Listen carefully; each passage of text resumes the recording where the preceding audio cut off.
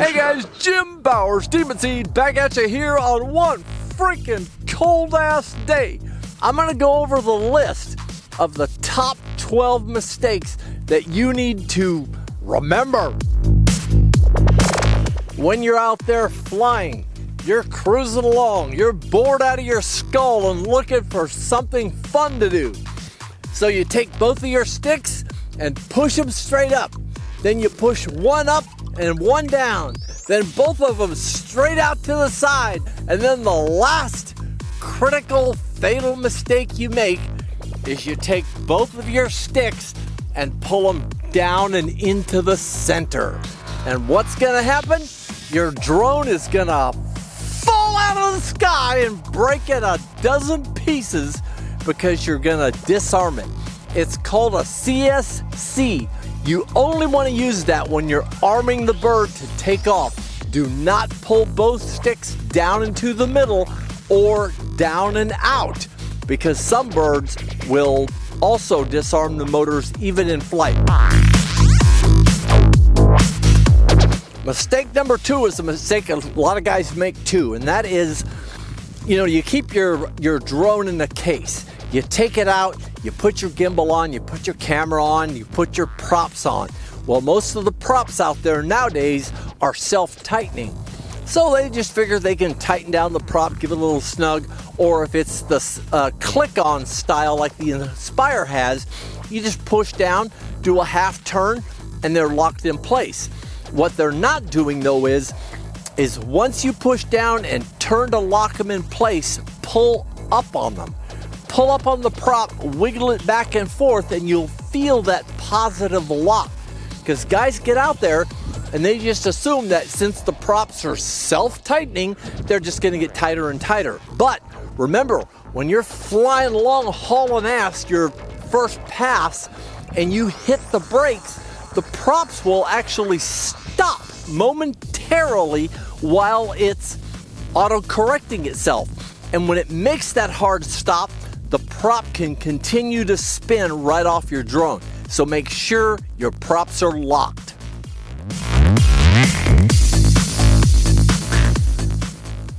Mistake number 3, return to home. You get way out there somewhere, like maybe even beyond line of sight, and you're behind the trees or back behind buildings or whatever, and you lose signal. What's the drone gonna do? It's gonna go into an auto return to home. So when it does head home, if it's below 60 feet off the ground, this is in general, it's going to raise up 20 feet before it heads home. If it's above 60 feet off the ground, it's not gonna raise up at all. It's just going to head home. Now, if there's a 10-story building in the way, it does not give a rat's ass. It's gonna fly right through that building. And you better hope it's a parking garage, because it's just got to keep on going. And if something's in the way, you are screwed. Go into the settings and manually set your return to home height at 150 feet.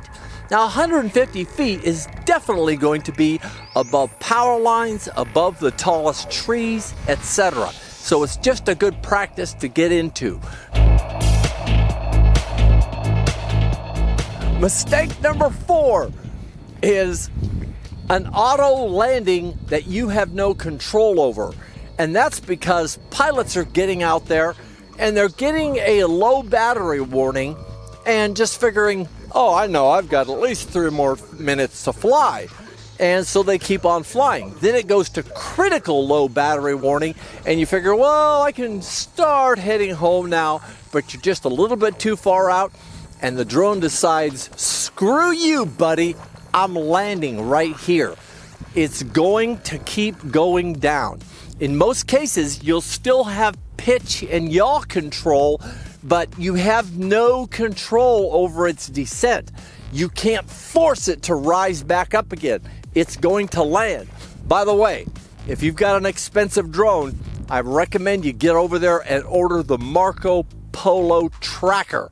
And it'll save your ass one of these days when your drone goes bye-bye. Holy crap! It's way out there. Flying your drone that far away is beyond line of sight. And that's what a lot of pilots do. They get cocky, especially the noobs. They figure, oh, I can fly it right here. I must be able to fly it way the frickin' hell out there. Remember, you can't see the aircraft anymore. Everything is visual on your tablet. So one of the mistakes they make is they decide, well, I'm a little bit close to this tree, so I'll back up. That's where they just made their mistake, backing up and not being able to see what the hell's right behind them. So they run into buildings or trees or power lines. I did it. If you are gonna fly way the hell out there, go scout the area first. See what's out there. Know where you're flying or keep it in line of sight. The next mistake that some guys will make is if you go to land it somewhere other than its return to home location, don't forget, cancel the return to home before you start landing it anyplace else other than its original return to home spot. Got it? Good. The next bad mistake that pilots will make is just sheer brain fart. And that's flying in an environment that is just not a safe place to fly. You're either around a bunch of tall buildings, there's power lines over there and power lines over there, or you're in the middle of a thick forest or whatever. Look at me here. There's nothing to frickin' hit out here anywhere. So fly in an open area, or at least try to. And if you're around a congested area, scout it out first before you take off. Braking distance. A lot of guys get out there and they're flying around hauling ass, and all of a sudden they turn to the right and there's a freaking telephone pole. It's called inertia. Aircraft or a drone, it's gonna take a certain amount of time before it comes to a complete stop.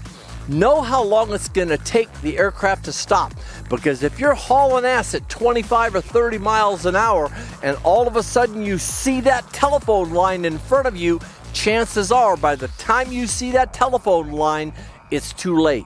You're going to hit it and you're heading for the ground, buddy. Give it plenty of time for braking distance to allow you to stop.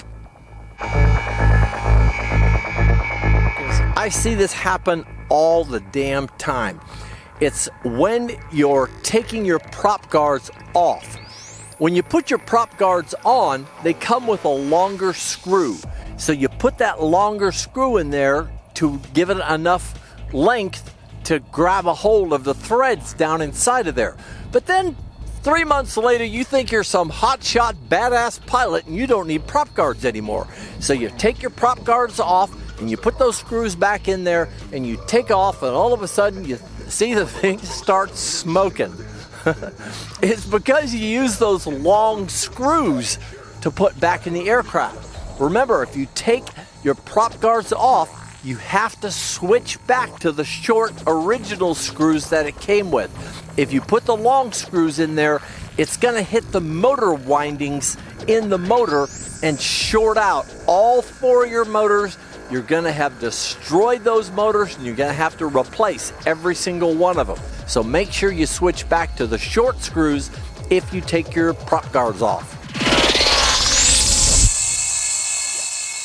The biggest mistake that a rookie can make is getting freaking cocky.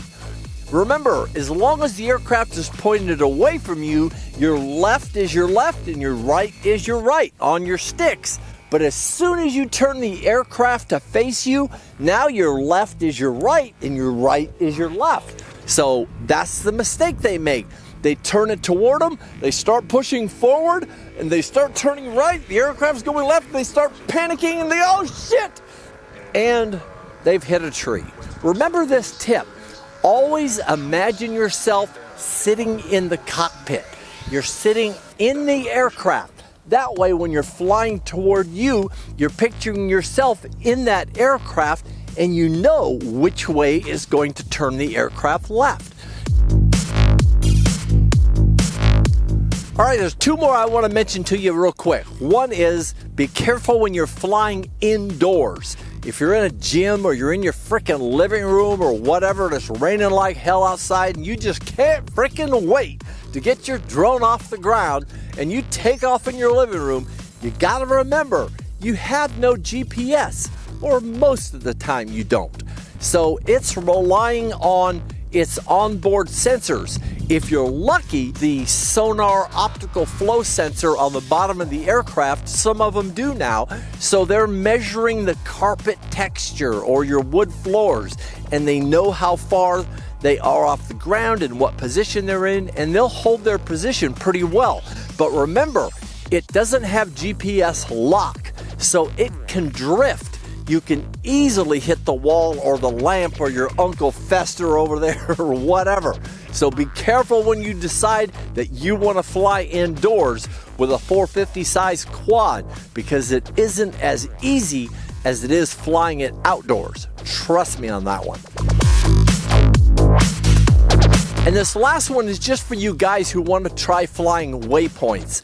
The first mistake that a rookie makes is they set their first waypoint way out there, like, 500 feet. Then their second waypoint, their third waypoint, etc. But what they failed to remember is that the drone is sitting on the ground.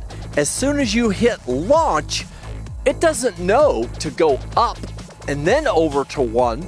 It just knows, oh, I gotta go over there. So it just takes off across the ground and gradually rises up to waypoint number 1 at 110 feet or whatever you have it set at.